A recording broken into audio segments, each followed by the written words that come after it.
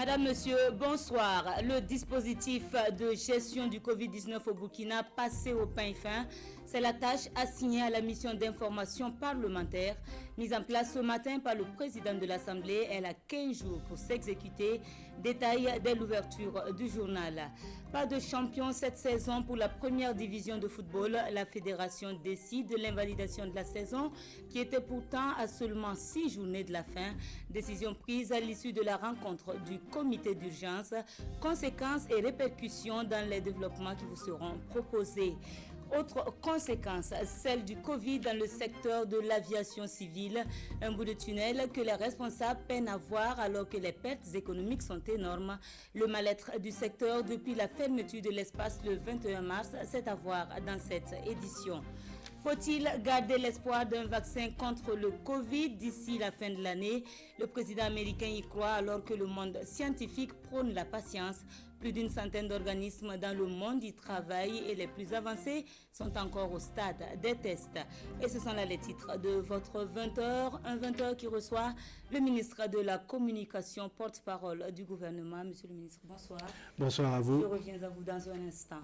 La situation du Covid au Burkina à la date du 3 mai fait état de 10 nouveaux cas confirmés sur 102 échantillons analysés, 5 guérisons pour un total de 545 et malheureusement un décès pour un total de 46.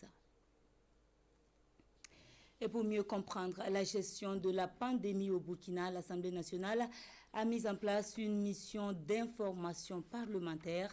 C'est dire donc que cette dernière est désormais opérationnelle avec l'installation de ses membres. Ce matin, c'était au niveau de l'hémicycle. Elle a 15 jours pour s'enquérir du dispositif mis en place sur l'ensemble du territoire. Voyons cela avec Nongba Kouda et Amandine Lalsaga. Le président de l'Assemblée nationale installe ici la mission d'information parlementaire sur la pandémie du Covid-19. Elle est composée d'une dizaine d'élus nationaux, dont 6 députés de la majorité et 4 de l'opposition. Maître Benouene Stanislas Sankara, premier vice-président de l'Assemblée nationale, en est son président. Sa mission, s'enquérir du dispositif de gestion du Covid-19. Cette recherche d'information doit pouvoir porter sur la gestion technique de la pandémie par le Comité national de gestion de l'épidémie du Covid-19 et par le ministère de la Santé. Deuxièmement, de façon plus spécifique, s'informer sur les soins administrés aux malades déclarés. De s'informer également sur l'assistance sanitaire et psychologique apportée aux familles des cas déclarés. Quatrième point, la gestion des fonds alloués à la lutte contre la pandémie. Investiguer, s'informer sur les cas de décès liés à la pandémie du Covid-19. La responsabilité de cette mission est grande et elle ne dispose que de 15 jours à compter d'aujourd'hui même pour s'informer sur la gestion de l'infection à coronavirus au Burkina Faso, mais aussi et surtout de faire des recommandations et de soumettre à l'exécutif ses conclusions. Et cette autre décision liée au Covid qui laisse perplexes certains observateurs et passionnés du foot, la fédération burkinabé décide ce jour de l'annulation du championnat de D1 à 6 journées de la fin. Conséquence, les champions de la saison écoulée seront reconduits dans la représentation du Burkina dans les compétitions africaines. La décision sous l'œil avisé d'un connaisseur du foot, Mamadi Wena. A été le 7 mars dernier après 24 journées afin de préparer le championnat d'Afrique des Nations Cameroun 2020. Le championnat national de football de première division saison 2019-2020 n'ira pas à son terme. Réuni ce matin au siège de la fédération, le comité d'urgence de la fédération burkinabé de football, organe de décision entre deux assemblées générales, a purement et simplement annulé la saison 2019-2020 de D1. La conséquence directe de cette décision est que le Burkina aura l'année prochaine les mêmes représentants en compétition interclub de la CAF que cette année. Raimo FC, champion 2018-2019, représentera le Burkina en Ligue africaine des champions et le Salitas FC en Coupe CAF. Une surprise dans la mesure où les clubs, eux, étaient plutôt favorables à un arrêt du championnat avec une prise en compte du classement actuel Dans ce cas de figure, Salitas FC sera champion, mais il n'y aura pas de relégation en D1. Toutefois, les deux champions des poules A et B de la D2 que sont les Léopards de Saint-Camille et Vitesse FC seront promus, ce qui donne un championnat 2020-2021 à 18 clubs. Deux autres propositions étaient également sur la table des discussions du comité d'urgence. Arrêter le champion national à l'issue de la 24e journée avec Salitas FC champion. Les deux derniers au classement, le RCK et l'AS Police, seraient relégués. La dernière option, qui implique une mobilisation de moyens financiers pour soutenir les clubs, était de jouer le championnat jusqu'à son terme. Au final, le comité d'urgence a fait dans l'urgence. Toutes les compétitions qui ne sont pas allées à leur terme ou qui n'ont pas encore démarré sont purement et simplement annulées. Seul le championnat des D2 est validé car ayant pu se jouer jusqu'à son terme. Et cette autre actualité, comme annoncé en titre, nous recevons le ministre de la Communication. Une fois de plus, bonsoir, monsieur le ministre. Bonsoir à vous et bonsoir à vous, téléspectateurs. Alors, vous êtes porteur d'un communiqué du gouvernement, nous vous écoutons. Je suis porteur de deux communiqués du gouvernement. Le premier, donc, est le décret numéro 2020-0325 portant suspension de la mise en quarantaine des villes ayant au moins un cas positif de Covid-19. Le président du FASO, président du Conseil des ministres, vu la Constitution, vu le décret numéro 2019-004 presse du 21 janvier 2019 portant nomination du Premier ministre, vu le décret numéro 2019-0042 presse PM du 24 janvier 2019 portant composition du gouvernement, vu le décret numéro 2019-0139 presse PM SCGCM du 18 février 2019 portant attribution des membres du gouvernement, vu la loi numéro 23 94 ADP du 19 mai 2014 portant code de santé publique, vu le décret 2018-0093 presse PM MS du 15 février 2018 portant organisation du ministère de la Santé, vu le décret numéro 2020-0239 presse du 30 mars 2020 instituant l'état d'alerte sanitaire sur l'étendue du territoire national, décrète. Article 1. La mise en quarantaine des villes du Burkina Faso ayant au moins un cas de Covid-19 est suspendue pour compter du 4 mai 2020 à 24 heures sur toute l'étendue du territoire national. Le présent décret abroge toute disposition antérieure contraire et sera publié au journal officiel. Ouagadougou, le 4 mai 2020, et c'est signé Rochma Christian Kaboré. Le deuxième décret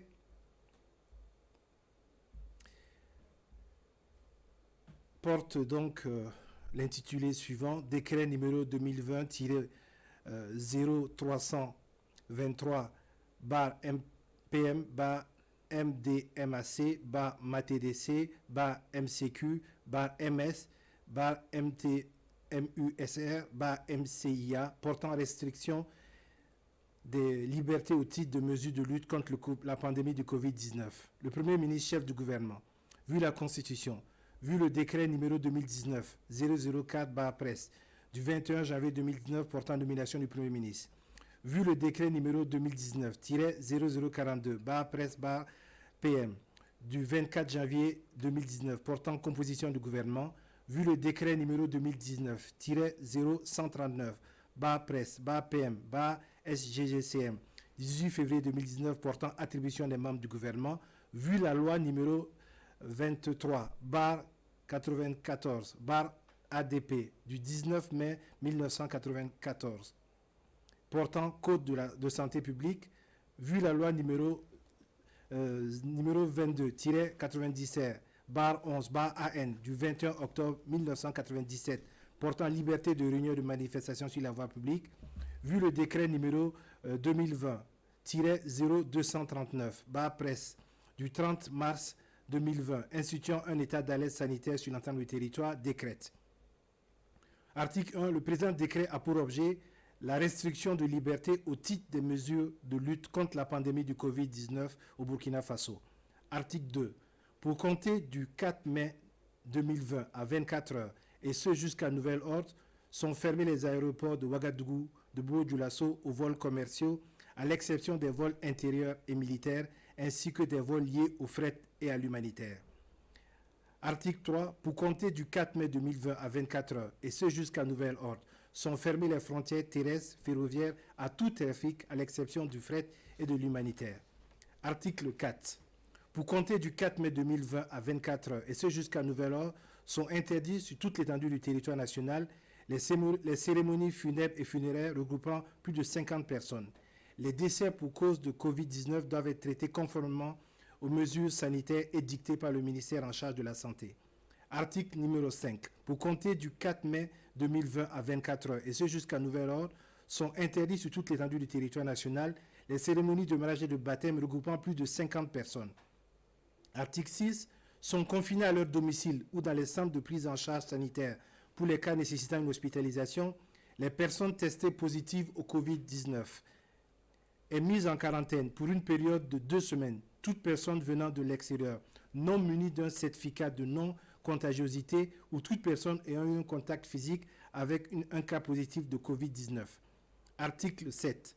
Sont interdites sur toute l'étendue du territoire national pour compter du 4 mai 2020 à 24 heures et jusqu'au 30 juin 2020 à 24 heures, les manifestations soumises à une déclaration préalable obligatoire, les processions sur la voie publique sous forme de cortège ou de défilé, les activités dans les stades, les boîtes de nuit, bars climatisés. Un arrêté interministériel fixe les conditions de reprise du transport périurbain, urbain et rural des personnes pour compter du 4 mai 2020 à 24 heures. Article numéro 9. Sont interdits sur toute l'étendue du territoire pour compter du 4 mai 2020 à 24 heures et ce jusqu'au 14 mai 2020 à 24 heures, les activités de commerce concernant les restaurants, cafés, bars, débits de boissons et autres lieux de collation, cinéma, salles de spectacle et de sport, salles de jeux. Article 10. Un arrêté interministériel fixe les conditions de reprise des activités de commerce concernant les restaurants, cafés, bars, débits de boissons et autres lieux de collation, cinéma, salles de spectacle et de sport, salles de jeux pour compter du 15 mai 2020 à 0 heure. Article 11.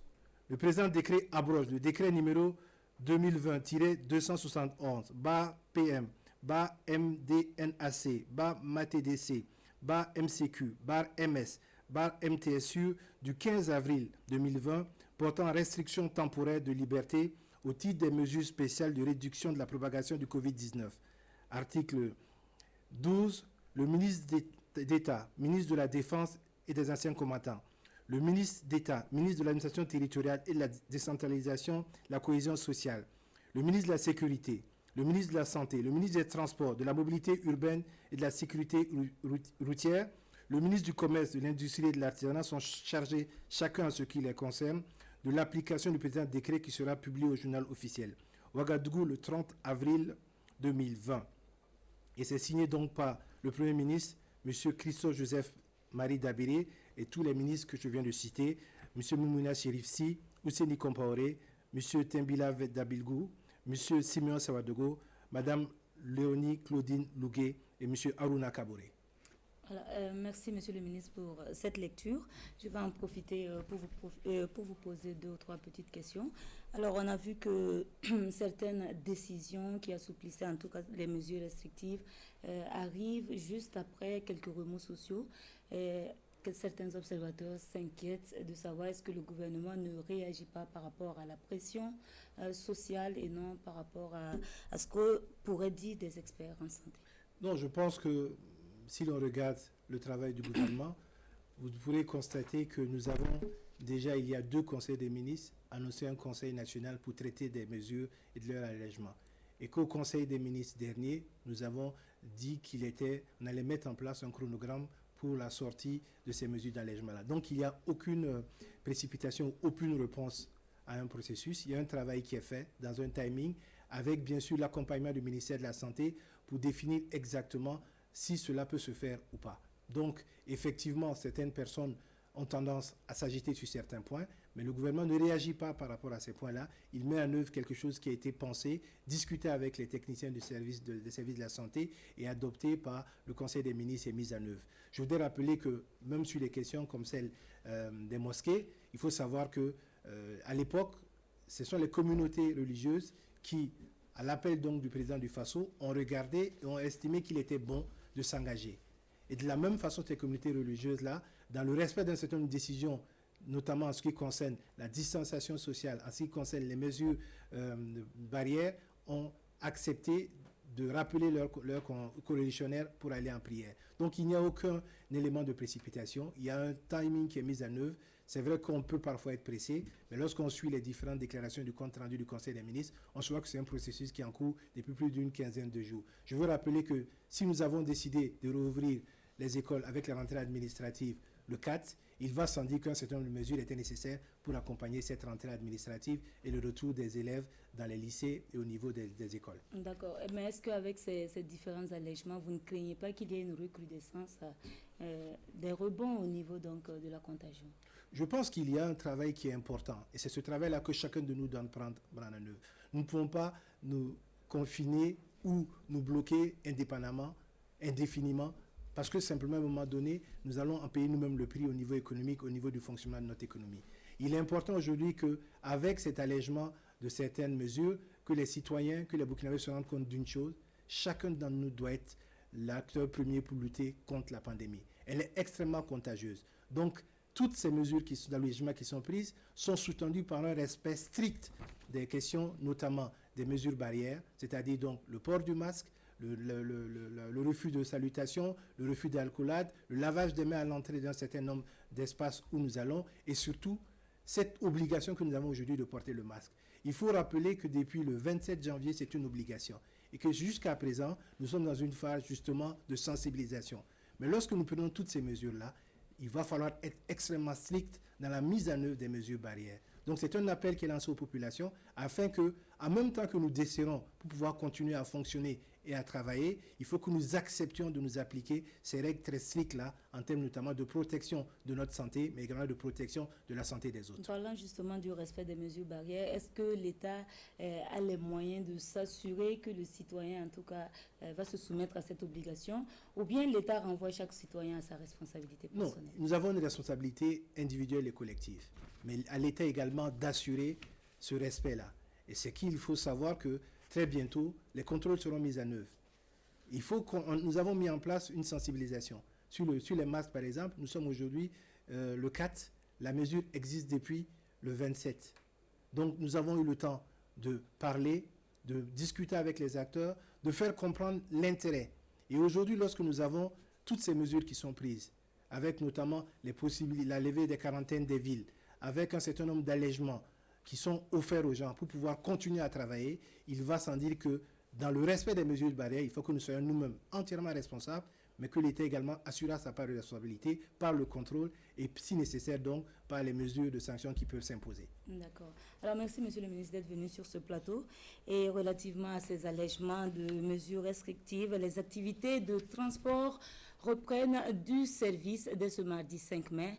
Cela à la faveur d'un protocole négocié avec le ministre de tutelle. Les termes du document rendent obligatoire le respect des mesures sanitaires comme le port du cache-nez, le lavage des mains, la réduction du nombre de passagers ou encore la prise de température. L'assurance de leur respect est donnée ce matin par le président de l'OTRAF dans ce reportage de Paul David Bambara et Amadou Marcel Tau.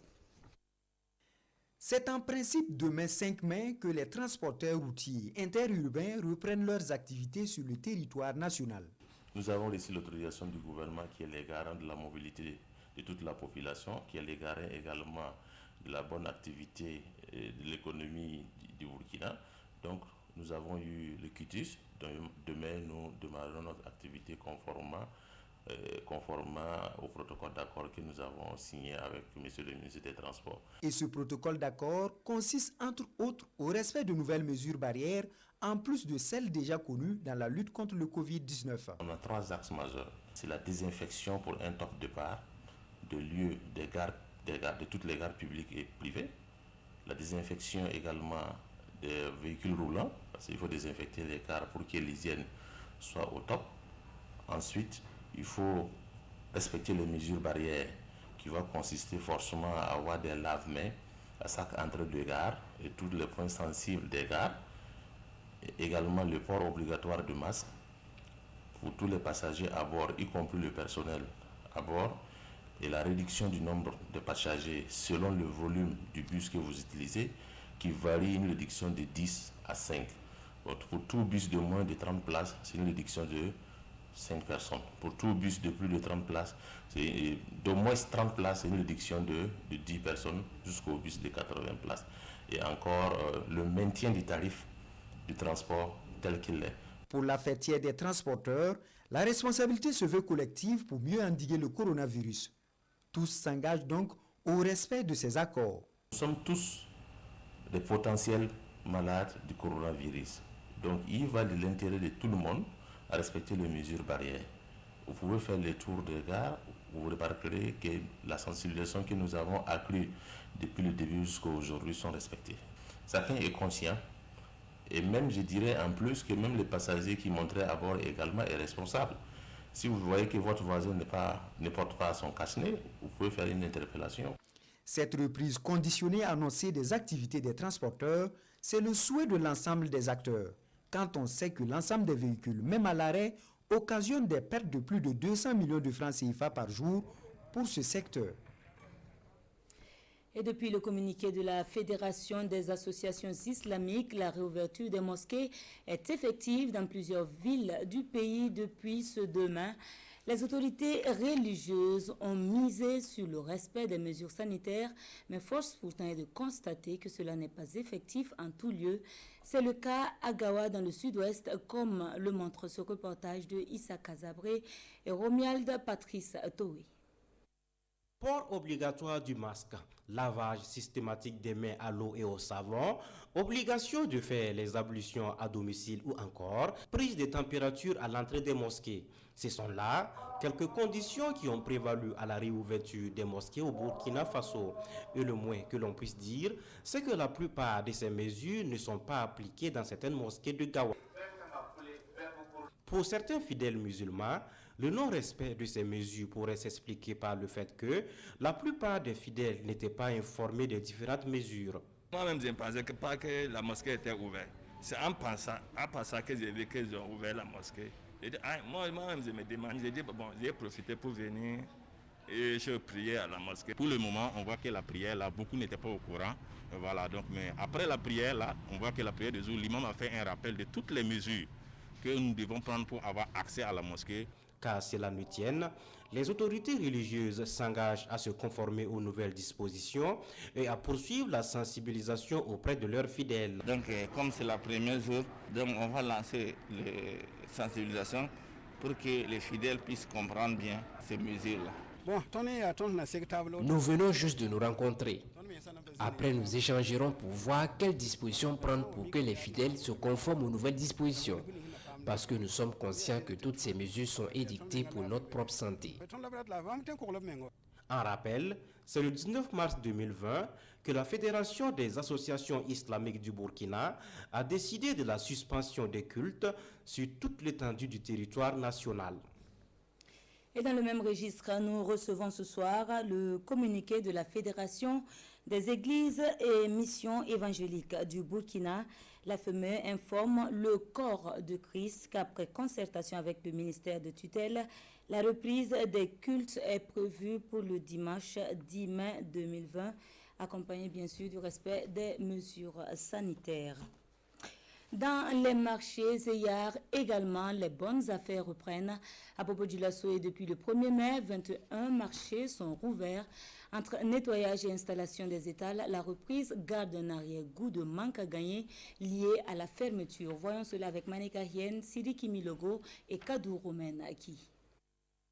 Marché des légumes communément appelé l'Egmalogo ou le sous-sol. En ces premières heures de réouverture des marchés secondaires de la ville de Sia, le temps est au nettoyage et à l'installation des dispositifs de lavage de mains. Et puis les paniers, les tables, ils vont classer ça avant de commencer à vendre. Quand ils vont commencer à vendre aussi, les mesures qu'on avait prises avec le gouvernement pour prendre cassiné, laver les mains, il ne faut pas se crocher, il ne faut pas serrer les mains aussi. La joie peut se lire sur les visages des commerçants qui retrouvent à nouveau leurs étals et hangars. La sensibilisation se poursuivra donc au foie des acteurs du commerce. Il y en a qui ne sont pas convaincus de l'existence de la maladie. Mais nous essayons de tout notre possible pour convaincre les gens, pour leur dire que la maladie, elle est vraie. Parce que partout, on entend que ça tue partout. Et même à Bobo-Dioulasso, ça tue déjà un certain nombre de personnes. De l'Eguema-Logo, cap est mis sur les marchés de Kunima et Dakarville. Si certains commerçants accueillent à cœur joie la nouvelle, elle n'est pourtant pas sans soulever quelques inquiétudes. On a ouvert le marché aujourd'hui, on n'a même pas de l'argent pour commencer à vendre. Il n'y a même pas l'argent pour commencer à vendre. Qu'est-ce qu'on va faire, hein? C'est le 27 mars dernier que le comité régional de gestion et de la riposte des épidémies des Hauts-Bassins a décidé de la fermeture de 21 marchés secondaires de Bobo-Dioulasso. Et la présente réouverture fait suite à un constat de la baisse du taux de contamination du Covid-19. Voilà, les marchés de Bobo qui ont rouvert leurs portes depuis le 1er mai. Un secteur toujours en difficulté pour cause de Covid, c'est bien le domaine aérien. L'espace est fermé à toute activité depuis le 21 mars, à l'exception du fret et des vols spéciaux. Une décision très mal vécue quand on évalue les pertes économiques engendrées. Les responsables de l'aviation peinent à montrer le bout du tunnel. Et c'est ce que nous relatent Jean-Eudes Bayala et Sekou Zongo. Les activités aéronautiques burkinabè à bout de souffle depuis l'apparition du nouveau coronavirus. Fermés aux vols commerciaux depuis le 21 mars dernier par un décret présidentiel, les aéroports de Ouagadougou et de Bobo-Dioulasso subissent de plein fouet les effets induits du Covid-19. Nous sommes passés à 713 passagers au mois d'avril et le 21 mars, quand l'aéroport fermait, on était à 23 689 passagers. Et en février, on était à 44 000, donc une baisse de 70% sur des prévisions qui étaient là. Pour mesurer donc l'ampleur, il n'y a qu'à faire un tour au niveau de l'aérogare pour vous rendre compte qu'il n'y a plus d'activité essentielle. Que ce soit celui qui gère le parking, que ce soit toutes les boutiques qui donnent des revenus ou des redevances domaniales, que ce soit les commerces tels que les free stores et autres, il n'y en a plus. L'aéroport de Ouaga fait à peu près 600 000 passagers par an. Donc, si vous rapportez ça par mois, vous voyez que depuis la fermeture, il n'y a que à peu près 25% de passagers qui ont été transportés. Et pour le reste de l'année, ça fait à peu près 75% de pertes en termes de trafic. Donc, imaginez l'incidence financière. Du côté de l'autorité de régulation et de supervision des activités entrant dans le cadre de l'aviation civile, l'exécution des tâches régaliennes est également mise à rude épreuve. Souvent, des inspecteurs devaient se déplacer dans d'autres pays pour aller voir des avions qui devaient venir sous demande d'un exploitant. Donc, toutes ces activités sont freinées. Même pour la supervision au niveau de l'aéroport également, ça nous impacte également. Et ce que je peux dire aussi, en ce qui concerne même la mise en œuvre de la réglementation, à ce niveau aussi, il y a des difficultés. Par exemple, quand je prends les licences de pilotes, c'est des documents qui sont à validité, ça se renouvelle. Et avec la fermeture des frontières, souvent pour renouveler, le pilote est obligé d'aller faire un certain nombre de recyclages et qui nous soumettent après. Donc avec les fermetures, ils ne peuvent pas. Malgré ces difficultés, les aéroports du Burkina Faso résistent grâce au fret et aux vols spéciaux qui sont autorisés. Le fret, on peut relativiser parce que lui, bon an, mal an, il va se maintenir, puisque vous l'avez vu, cette activité, elle est résiduelle, elle est toujours là, que ce soit au niveau du transport interurbain, que ce soit au niveau du transport aérien ou maritime, le fret continue d'opérer. Si aujourd'hui un opérateur fait venir des avions, le fret va rentrer au Burkina. Si un opérateur voudrait que du fret soit exporté, le fret va être exporté. Donc le flux va se constater au niveau des infrastructures aéroportuaires. Pendant cette pandémie, nous gérons quotidiennement tous ces vols-là exemptés. À titre d'exemple, ce que je peux dire à ce jour, depuis la fermeture de l'aéroport jusqu'à aujourd'hui, nous avons eu à traiter 251 demandes de survol atterrissage. Donc on a octroyé 251 autorisations d'atterrissage ou de survol du Burkina, essentiellement pour ces vols dérogatoires. À ce jour, plusieurs scénarios pour la relance des activités aéronautiques sont envisagés au Burkina Faso, mais tous sont tributaires de l'évolution de la situation dans le reste du monde et ont besoin de l'accompagnement des plus hautes autorités du Burkina Faso, selon Azakaria Traoré. En attendant, le gestionnaire des aéroports du Burkina Faso est focus sur les travaux de normalisation de la piste de l'aéroport international de Ouagadougou afin de faire de ce business center un pôle attractif. Et face à la pandémie, la dynamique de soutien se poursuit.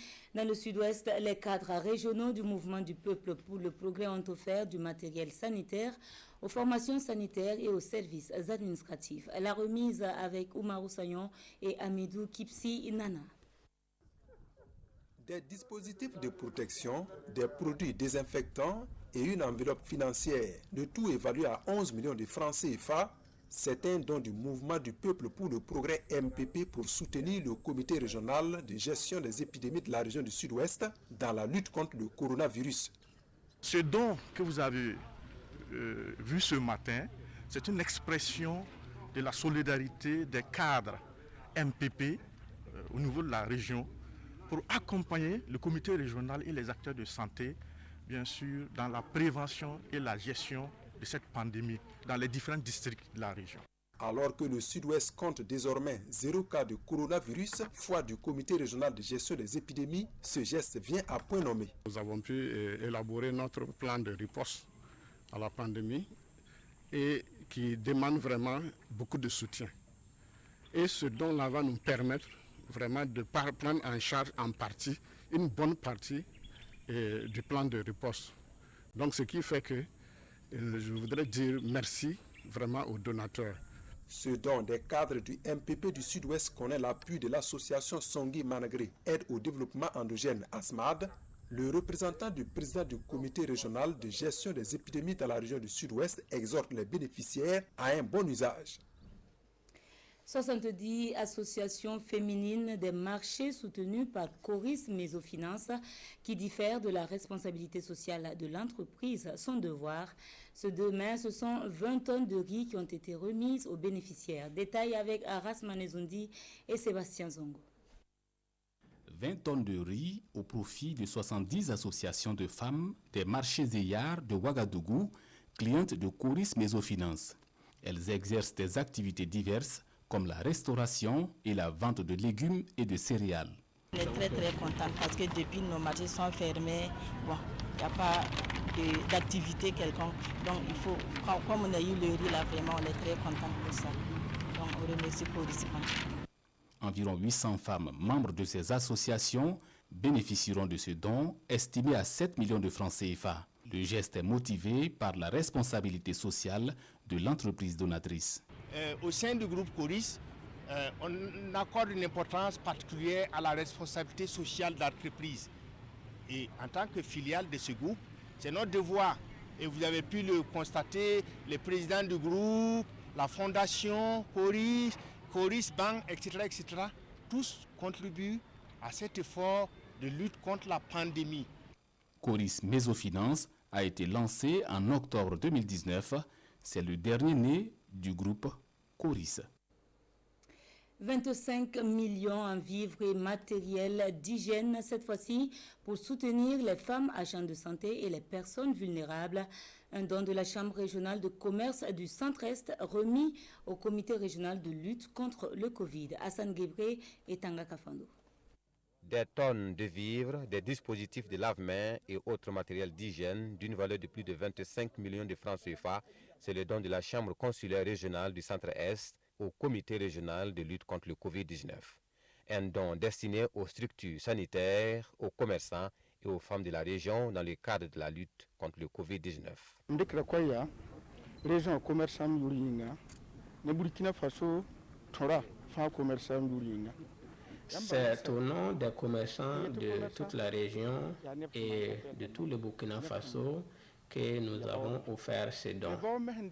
C'est quand on a la santé qu'on peut faire le commerce.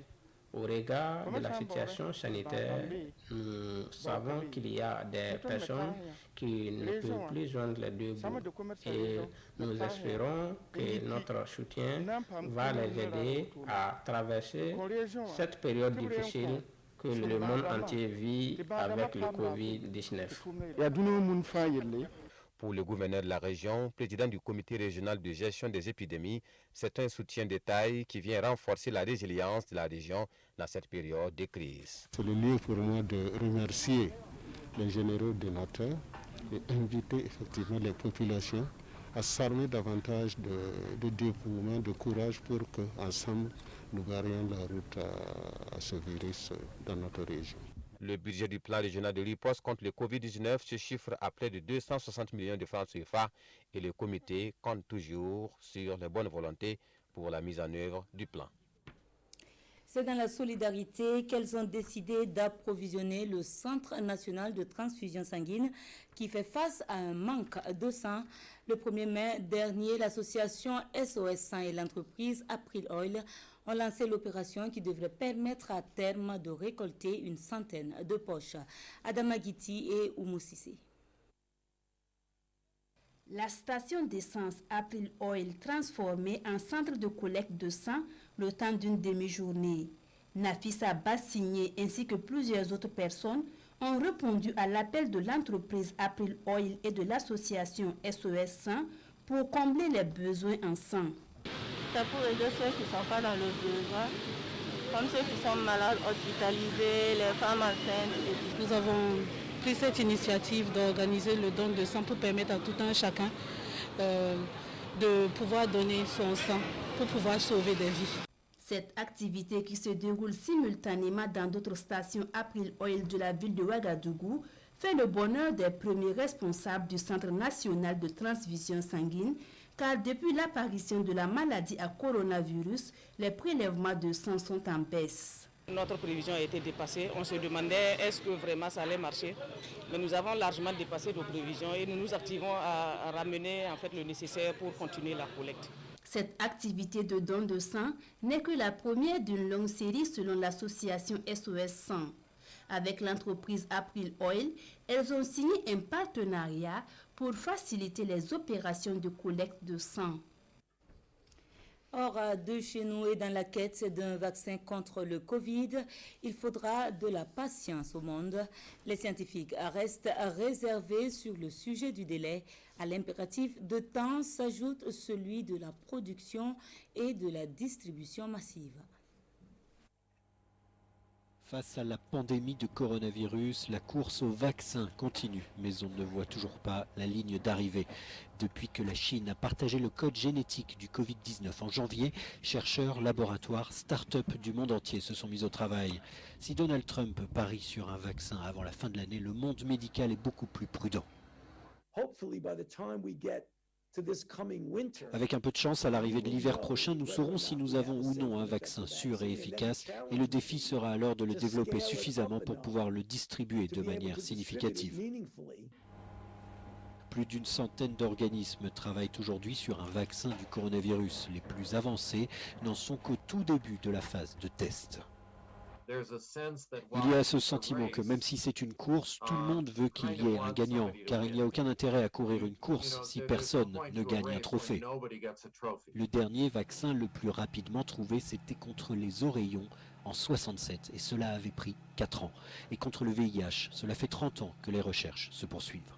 Au travail médical s'ajoutera ensuite un défi de taille, celui de la production et de la distribution du produit à l'échelle planétaire. Et c'est ce qui referme l'édition de ce soir. Merci à vous de nous avoir suivis. On se retrouve demain, Dieu voulant. Bonsoir.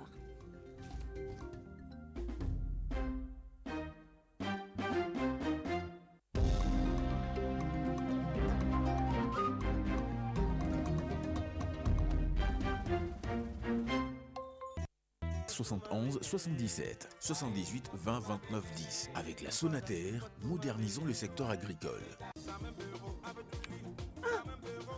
Zaz,